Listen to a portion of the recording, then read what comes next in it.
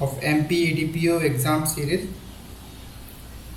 Today we will learn about the BNS structure and overview of it.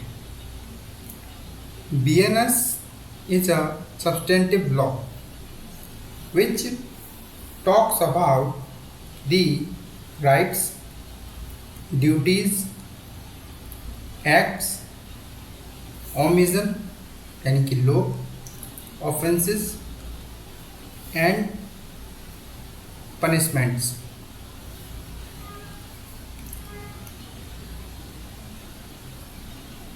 For protect and enforcing its provision, we have one procedure law BNSS. कहने का मतलब ये है कि ये जो BNS है, BNS यानी कि भारतीय न्याय संहिता 2023, ये क्या है? हमारा एक सब्सटेंटिव लॉ है, क्योंकि एक्ट की, ओमिशन की, ऑफेंसेस की, पनिशमेंट की और राइट्स की बात करता है. इसको लागू कराने के लिए, इसको इन्फोर्स कराने के लिए हमारे पास एक प्रोसीजर लॉ है जिसका नाम है BNSS.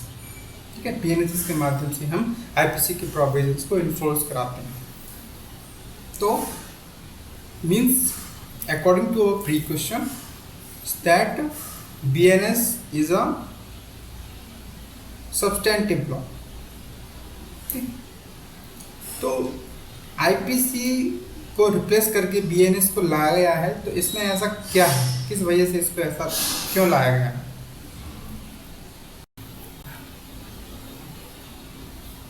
BNS में कई ऐसे प्रोविजंस हैं जिनमें पनिशमेंट को बढ़ाया गया है, बहुत स्ट्रिक्ट किया गया है. फाइन को बढ़ाया गया है. जुर्माना हम लगाते थे पहले, उनको भी अब बढ़ाया गया है. पहले बहुत कम जुर्माना था, जिसमें कई सारा धाराओं में जुर्माने को राशि को भी बढ़ाया गया है. और BNS को जेंडर न्यूट्रल किया गया है.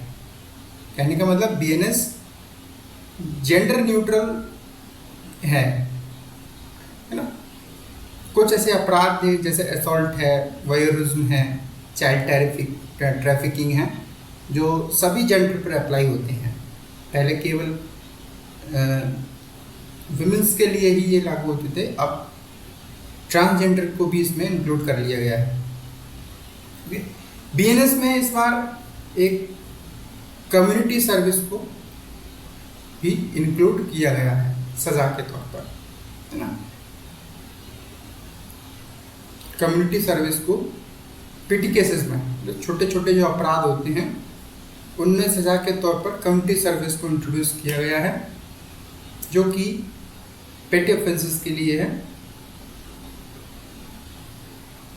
जो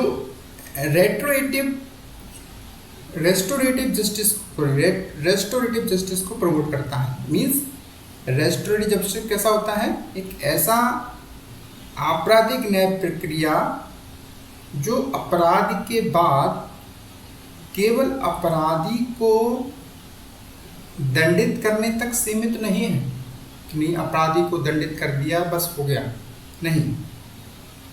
रेस्टोरेटिव जस्टिस का मतलब होता है कि अपराधी को दंडित करने पर ध्यान केंद्रित करने के बजाय नुकसान की भरपाई करने पर ध्यान केंद्रित करना है, कि नुकसान किसका हुआ है, कितना हुआ है, उस पर ध्यान देना है ना.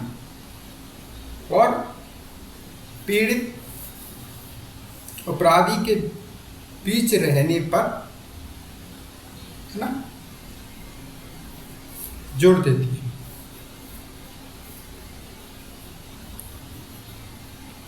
तो आज टाइम में हमें BNS पढ़ना है, क्योंकि हमारे लिए कंपलसरी है. चाहे जो भी एग्ज़ाम में हम पढ़ें, सभी में हमें, जितने भी जुडिशियल एग्ज़ाम हैं या लॉ कॉम्पिटिटिव एग्ज़ाम्स हैं, सभी में हमें BNS पढ़ना है. तो आइए BNS स्टार्ट करते हैं. आज हम from chapter 1 preliminary and section 1. जो कि बताता है short title, commitment and applications के बारे में, किस तरह से अप्लाई होगा वो। Let's begin.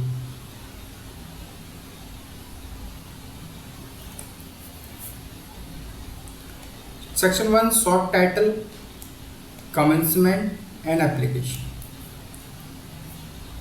शॉर्ट टाइटल इसका है भारतीय न्याय संहिता 2023, ठीक है, Bharatiya Nyaya Sanhita 2023, and this is called our OT question. This is our OT question. सीधा सीधा एक ओटी का क्वेश्चन यहाँ से आता है कि इस संहिता का संक्षिप्त नाम क्या है, संक्षिप्त नाम बताइए। तो पूरा हमें नाम लिखना है Bharatiya Nyaya Sanhita 2023 2023। This is the first OT question of section 1 and second, it shall come into force on such date. ये ऐसी तारीख को प्रवृत्त होगा, come into force, as the central government may appoint, जैसा कि सेंट्रल गवर्नमेंट अपॉइंट करे, बताए, by notification in official gazette, official gazette में नोटिस के द्वारा, okay. And different dates, dates different भी हो सकती हैं, अलग अलग भी हो सकती हैं। Appointed for different provision of this Sanhita, इस संहिता के भिन्न प्रावधानों के लिए भिन्न तारीखें भी हो सकती हैं, ये प्रावधान इस तारीख को, ये प्रावधान इस तारीख को। तो इसमें हमारा ओटी का क्वेश्चन क्या है, date, on such date, okay. Date, date क्या है,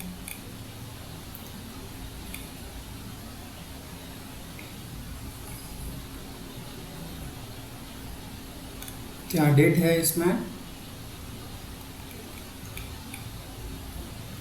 yes, this is the date, this is the date, first date of July 2024, okay. 1 जुलाई 2024, 1 जुलाई 2024 को ये बीएनएस संपूर्ण भारत में लागू है, okay. It shall come into force on such date as the central government may appoint.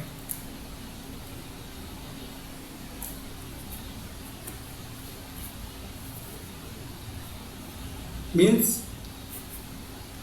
Next subsection 3 क्या कहता है, every person shall be liable to punishment, प्रत्येक व्यक्ति दंडित करने के अधीन होगा, प्रत्येक व्यक्ति को सजा मिलेगी। कौन से प्रत्येक, अंडर दिस संहिता, इस संहिता के तहत, यानी इस संहिता के तहत प्रत्येक व्यक्ति को सजा मिलेगी। प्रत्येक व्यक्ति को, किस प्रत्येक व्यक्ति को सजा मिलेगी, किसी को भी सजा मिल सकती है क्या। फॉर एवरी एक्ट और ओमिशन, प्रत्येक कार्य के लिए और लोप के लिए, कार्य मतलब कोई कार्य करना के द्वारा अपराध करना, ओमिशन मतलब कोई कार्य न करने के द्वारा अपराध करना। जैसे कि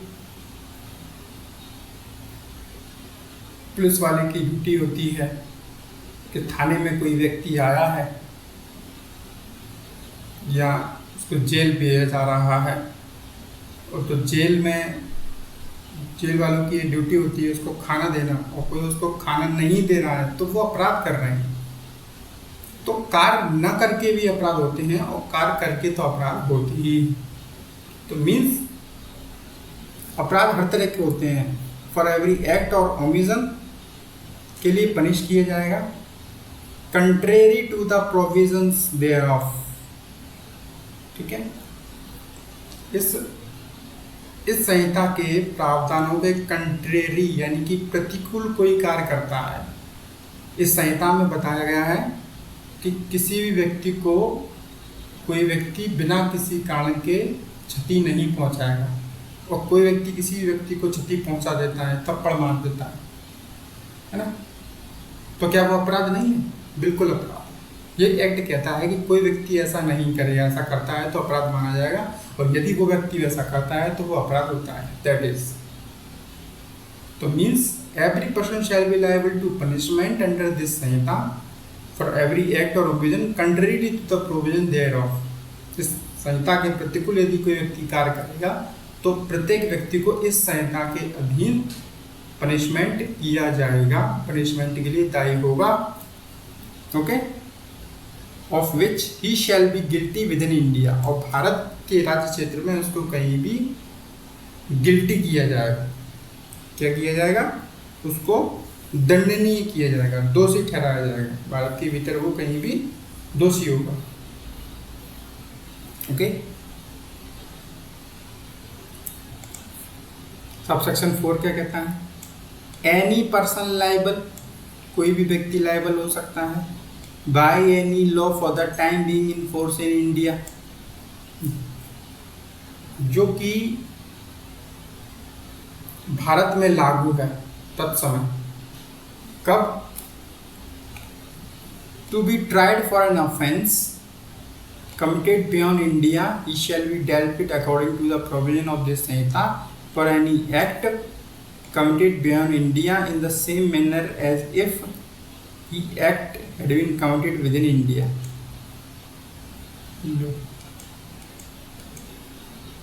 क्या क्या बात ये हुई कि एनी पर्सन लाइबल, कोई भी व्यक्ति लाइबल है, ठीक है, बाय एनी लॉ, किसी भी लॉ के द्वारा, for the time being in force in India, जो उस समय भारत में लागू है। किस समय? To be tried for an offence, जो उस ऑफेंस के लिए ट्राइड किया जा सकता है, जिसका विचारण उसके खिलाफ किया जा सकता है। कौन से अपराध के लिए? कमिटेड बियॉन्ड इंडिया, जो उसने भारत के परे किया है। कमिटेड बियॉन्ड इंडिया, जो उसने भारत के परे किया गया, ठीक है। Shall be dealt with according to the provision of this Sanhita, इसको इसी प्रकार से माना जाएगा कि उसने इस संहिता के तहत अपराध किया है, ठीक है। Dealt with according to the provision of this Sanhita, इस संहिता के प्रावधानों के तहत ही उसको डील किया जाएगा, तहत माना जाएगा। फॉर एनी एक्ट, किसी भी कार्य के लिए जो उसने कमिटेड बियॉन्ड इंडिया, भारत के परे किया हो, भारत के परे किया हो, कमिटेड बियॉन्ड इंडिया, ठीक है। कैसे मानेंगे? Same manner as if such act had been committed within India, ऐसे ही मानेंगे जो कि आपने कार्य भारत के बाहर किया हो, सेम आपने भारत के भीतर किया है, उसी प्रकार से मानेंगे। ओके,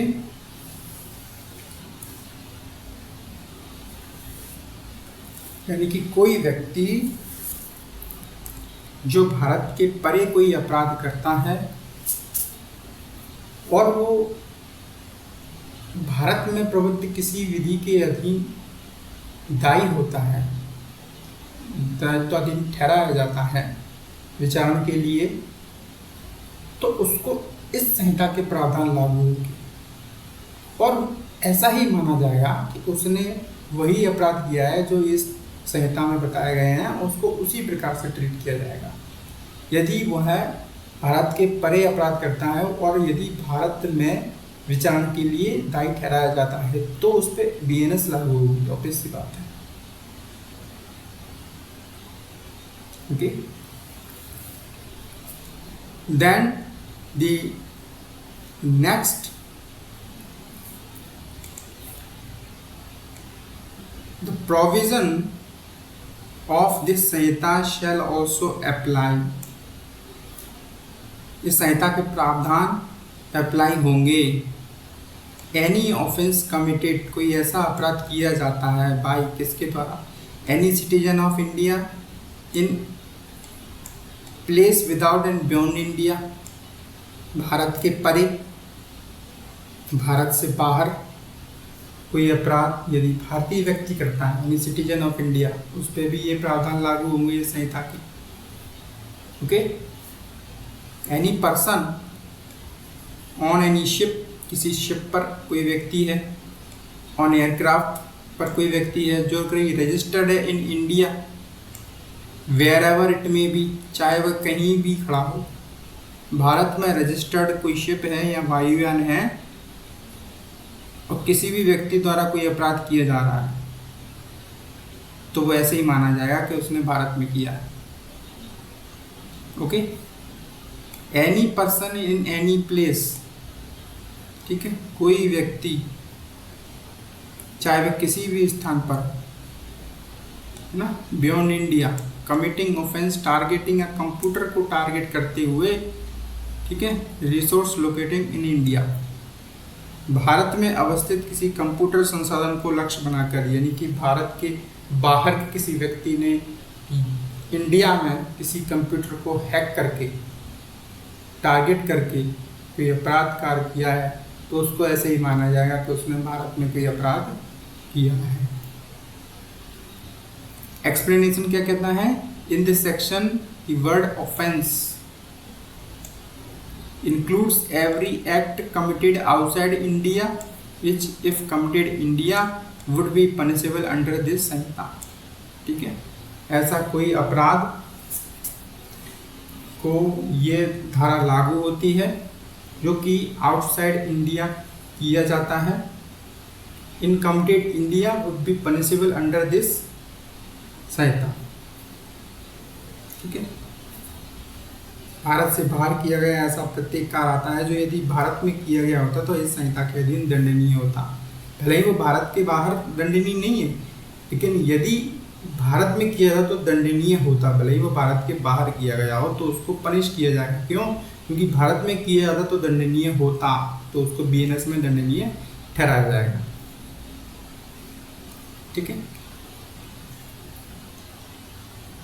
इलस्ट्रेशन देखते हैं। A who is citizen of India commits a murder without and beyond India, Bharat के बाहर और परे एक मर्डर करता है। He can be tried and convicted of murder, murder के लिए उसको विचार किया जा सकता है, कन्विक्टेड किया जा सकता है। ठीक है, दंडनीय ठहराया जा सकता है। In any place in India where he may be found, Bharat की किसी भी जगह वो दंडित किया जा सकता है जहां की वह पाया जाए। ठीक है, नाउ द लास्ट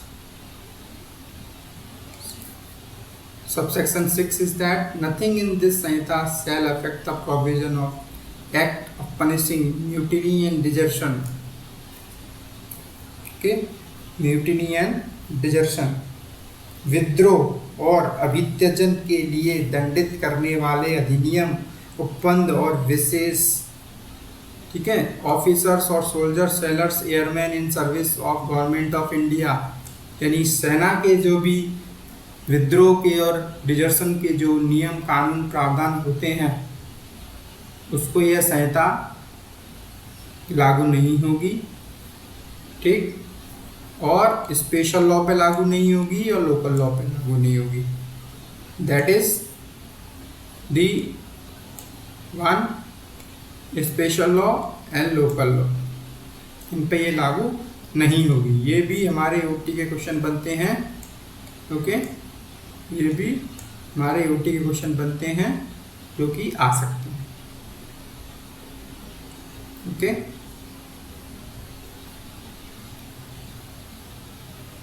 फ्रेंड्स, ये थी हमारी धारा 1 section 1। Okay, short title, commencement and application, इसीलिए आपने समझा। Okay, then revise in once or twice। Okay, so friends, that's all for now। बने रहिए हमारे साथ लीगल ज्ञान विद विपिन सर में।